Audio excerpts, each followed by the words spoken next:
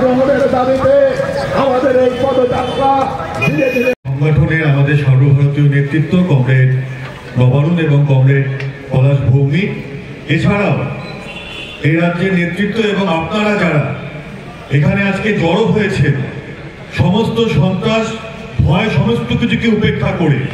আমি আসার আগে শুনছিলাম এখানে যে এর আগে এই অঞ্চলে অনেকগুলো বামপন্থীদের মিছিল হচ্ছে, তারা বন্ধ করে দিয়েছিল, কিন্তু তারা ভুলে গিয়েছে এই বিজেপি এবং আরএসএস এবং তার যারা সহযোগী শক্তি, তারা ভুলে গিয়েছে যে সারা পৃথিবী জুড়ে বামপন্থীদেরকে আটকাবার জন্য এর আগেও অনেক চক্রান্ত ষড়যন্ত্র হয়েছে।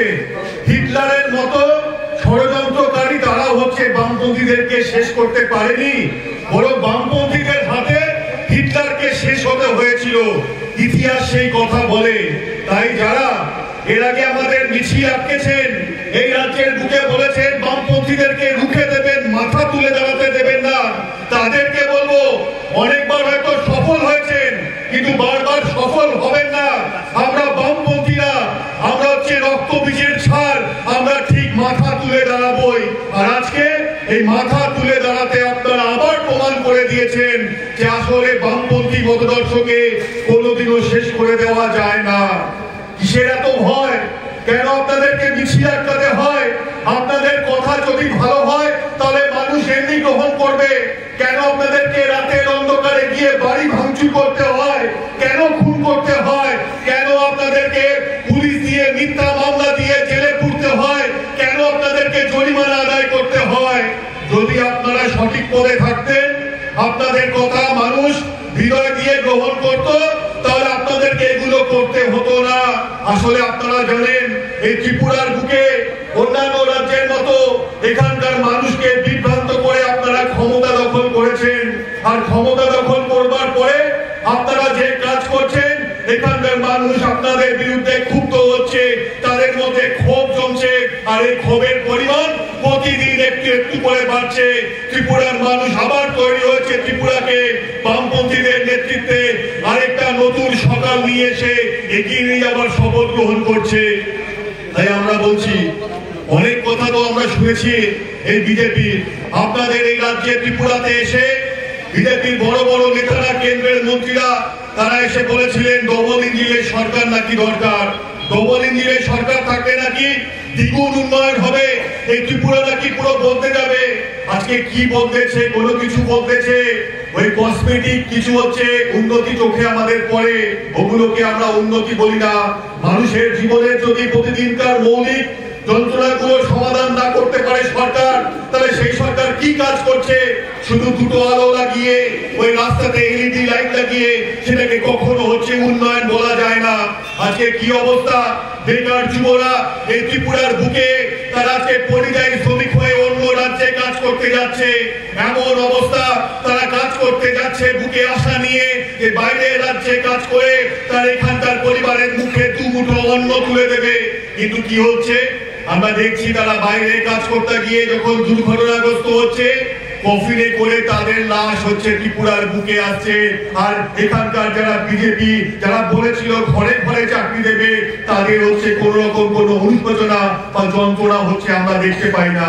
এর আগেও আমি এই ত্রিপুরাতে অনেকবার এসেছি, আপনাদের এখানকার নেতৃত্বদের সাথে গিয়েছি বিভিন্ন জায়গায়। এরকম পরিযায়ী শ্রমিক যাদের এখনো পর্যন্ত ওই অন্য রাজ্যের হাসপাতালে পোস্টমর্টেম হয়েছে, সেই পোস্টমর্টেমের যে কাগজটা সেটা এখনো পর্যন্ত এসে পৌঁছায়নি। আর এখানকার বিজেপি সরকার, এখানকার মুখ্যমন্ত্রী, তিনি হচ্ছেন বড় বড় কথা বলছেন, একটা পোস্টমর্টম রিপোর্টও এনে দিতে পারছেন না। একবারের জন্য বিজেপি এখানকার কোন নেতা মন্ত্রী তারা সেই পরিযায়ী শ্রমিকের যার মৃত্যু হয়েছে তার বাড়িতে হচ্ছে যাননি। এমন একটা বাড়িতে গিয়ে আমি নিজে দেখে এসেছি, দু ভাই, একজনের বয়স ছিল 19 বছর, 20 বছর, দুর্ঘটনায় মারা গিয়েছে। তার বাবা আমাদের সামনে চোখের জল ফেলতে ফেলতে সেই দুই ছেলের ছবি হাতে নিয়ে বলেছে যে আমার বাড়িতে 1 টাকাও ক্ষতিপূরণের টাকা পৌঁছায়নি, কোম্পানি অল্প কিছু টাকা দিয়েছে। আর এখানকার কোন নেতা মন্ত্রীরা, সরকারের মন্ত্রীরা, তারা হচ্ছে কোনো খোঁজ খবর রাখে না। এটাই হচ্ছে আসলে ত্রিপুরার চিত্র। ওই লাইট লাগিয়ে, ওই চকচকে করে দিয়ে উন্নয়ন হচ্ছে করা যায় না এটা আমরা বিশ্বাস করি। ডবল ইঞ্জিনের সরকার কত টাকায় রান্নার তেল কিনছেন একবার ভেবেছেন? শেষ 2 সপ্তাহে আমাদের দেশে ত্রিপুরাতেও রান্নার তেলের দাম বেড়েছে প্রায় 30%। গ্যাসের দাম কত বেড়েছে? 2014 সালে বিজেপি কেন্দ্রের সরকারের আসার আগে গ্যাসের দাম ছিল 450 টাকার মতো, এখন দ্বিগুণের বেশি টাকা দিয়ে আপনাকে গ্যাস কিনতে হয়। পেট্রোল ডিজেলের দাম বেড়েছে। অনেকে মনে করবেন পেট্রোল ডিজেলের দাম বেড়েছে তো কি হয়েছে, আপনার কি যাতে ক্ষতি হবে? আসলে পেট্রোল ডিজেল গ্যাসের দাম বাড়লে সমস্ত জিনিসপত্রের দাম বাড়ে। এখনো আমাদের সারা দেশে ওই ডিজেল চালিত গাড়িতে করেই মাল আদান প্রদান করা হয়, তাই এই সমস্ত জিনিসের দাম বাড়লে জিনিসপত্রের দাম বাড়ে, মানুষের নাবিশ্বাস উঠে যাচ্ছে।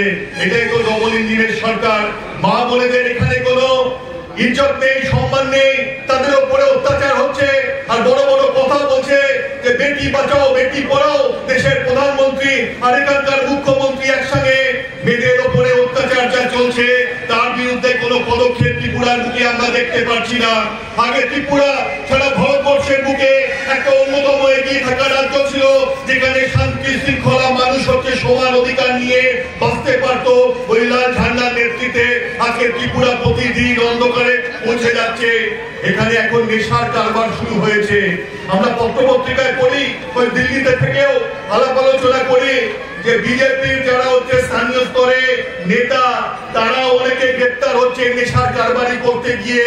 আসলে যা গ্রেপ্তার হচ্ছে সেটা তো হিমশোলের একটা চূড়া মাত্র, তার নিচে যে কত বড় কারবারি রয়েছে এটা আমরা আপনারা যারা ত্রিপুরাতে থাকেন তারা বুঝতে পারছেন। চাকরি নেই, কাদের হাতে ওই নেশার দ্রব্য হচ্ছে ধরিয়ে দাও, তারা নেশায় বুধ হয়ে থাকবে আর মেলা খেলা এগুলোই চলবে। মানুষের জীবনের প্রকৃত কোনো উন্নয়ন হবে না। না, এটা চলতে দেওয়া যায় না। আমরা যারা বামপন্থীরা ডিওএফআই করি, টিআইএফ করি, টিএসও করি, অন্যান্য কোনো সংগঠন করি, তারা আমরা একটা কথা স্পষ্ট বলতে চাই। পৃথিবীর ইতিহাস বলছে মানুষ যখন বিপদে পড়েছে, যখন হচ্ছে একটা নতুন ফরেশ দরকার পড়েছে, তখন সবার আগে বামপন্থীরা এগিয়ে এসেছে। তারা তাদের রক্ত ঝরাতে ভয় পায়নি। আমাদের যদি আপনি ইতিহাস দেখেন দেখবেন যে ডিওএফআই এর ইতিহাসটা অনেকটা হচ্ছে আত্মত্যাগের শহীদদের রক্তের বিনিময়ে পুষ্ট হয়েছে। আমাদের জন্য কোনোদিনও ওই লাল কার্পেট দেওয়া রাস্তা ছিল না। আমাদের প্রত্যেকটা রাস্তায় বড় পাথর কাটা ছিল, সেটাকে অতিক্রম করেই আমরা এগিয়ে চলেছি। আর ত্রিপুরার বুকে বামপন্থীদের যে ঐতিহ্য, যে ইতিহাস, সেটা হচ্ছে এই ইতিহাসকে আরো পুষ্ট করেছে। সে জায়গায় দাঁড়িয়ে বলবো, যারা ভেবেছিলেন আমাদেরকে শেষ করবেন, খতম করে দেবেন, তারা আজকে দিন গুনছেন। এই ত্রিপুরার মানুষ তাদেরকে হচ্ছে পরাজিত করবে, আবার বামপন্থীদের নেতৃত্বে ত্রিপুরা এগিয়ে যাবে। আমাদের শুধু একটাই আহ্বান এই ত্রিপুরার যুবদের কাছে, আপনারা তো অভিজ্ঞতার মধ্যে দিয়ে বুঝতে পারছেন ত্রিপুরা কোন জায়গায় যাচ্ছে। আগে আমরা দেখতাম অন্যান্য রাজ্যতে ত্রিপুরা থেকে কম লোক হচ্ছে বাইরে কাজ করতে যেত। এখন আপনি অন্য রাজ্যে গিয়ে জিজ্ঞাসা করবেন, দেখবেন 5 জনের মধ্যে 1 জন পাবেন ত্রিপুরা যারা বাইরে কাজ করতে গিয়েছে। সবাই হচ্ছে বড় বড় কোম্পানিতে কাজ করছে এমনটা নয়। এর 90% কাজ করছে দিন মজুরের, খেতে হচ্ছে শ্রমিকের কাজ করছে। কোনো হোটেলে, কোনো দোকানে, কোনো রেস্টুরেন্টে রাস্তা তৈরির কাজ, ব্রিজ তৈরির কাজ, এসবে তাদেরকে যুক্ত হতে হচ্ছে। এই ত্রিপুরা নিশ্চয়ই আপনারা চাননি। এটা ত্রিপুরার ভবিষ্যৎ হতে পারে না। তাই ত্রিপুরাকে ঘুরে দাঁড়াতে হবে, এই পরাজিত করতে হবে এই সাম্প্রদায়িক বিচ্ছিন্নতাবাদী শক্তিগুলোকে, আরএসএস, বিজেপিকে। তাহলে ত্রিপুরার প্রকৃত উন্নয়নের পথে এগিয়ে যাবে। আমি আমার কথা বাড়াবো না। রাজ্য জুড়ে ডিওয়াইএফআই এবং ডিওয়াইএফ পদযাত্রা সংগঠিত করছে 3টে দাবিকে সামনে রেখে। আমরা আমাদের সংগঠনের কেন্দ্রীয় কার্যনির্বাহী কমিটির পক্ষ থেকে অভিনন্দন জানিয়েছি যে হ্যাঁ, এরকম একটা কর্মসূচি ত্রিপুরা রাজ্য জুড়ে প্রয়োজন ছিল, যেখানে আমাদের কথা ওরা পৌঁছতে দিত না, কিন্তু মানুষ শুনতে চায়।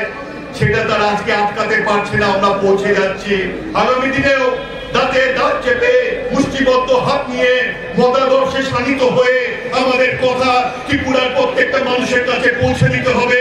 আপনারাই দায়িত্ব গ্রহণ করেছেন, তাই শত আক্রমণের পরেও আজকে আমরা এখানে দাঁড়িয়ে সভা করছি, আমরা চ্যালেঞ্জ করছি, পারলে গণতান্ত্রিক পদ্ধতিতে আমাদেরকে তোমরা মুখে দেখিয়ে দাও তোমরা পারবে না, তোমাদেরকে সন্ত্রাসকে হাতিয়ার করতে হবে।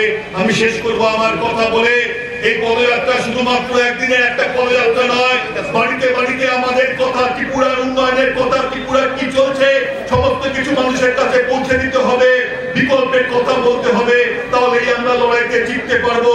আজকে এখানে বুক ভরা হচ্ছে, উৎসাহ নিয়ে ফিরে যাব রাত্রেবেলা দিল্লিতে, যে হ্যাঁ একটা রাজ্যে ডিওয়াইএফআই লড়ছে, বুক চিতিয়ে লড়ছে, আর এই লড়াইতে আমরাই হচ্ছে জয়ী হব। ইতিহাস বলছে কখনো কখনো কোন লড়াইতে দুপা পিছিয়ে যাওয়া মানে সেই লড়াই শেষ হয়ে যাওয়া নয়, অনেক সময় দুপা পিছিয়ে যাওয়া মানে 10 পা এগিয়ে যাওয়ার অঙ্গীকার করা। সেই অঙ্গীকার করে আজকে আমাদের পদযাত্রা শুরু হবে। আপনাদের সবাইকে শুভেচ্ছা অভিনন্দন জানিয়ে আমার কথা শেষ করছি। ইনকলাব জিন্দাবাদ, ডিওয়াইএফআই জিন্দাবাদ।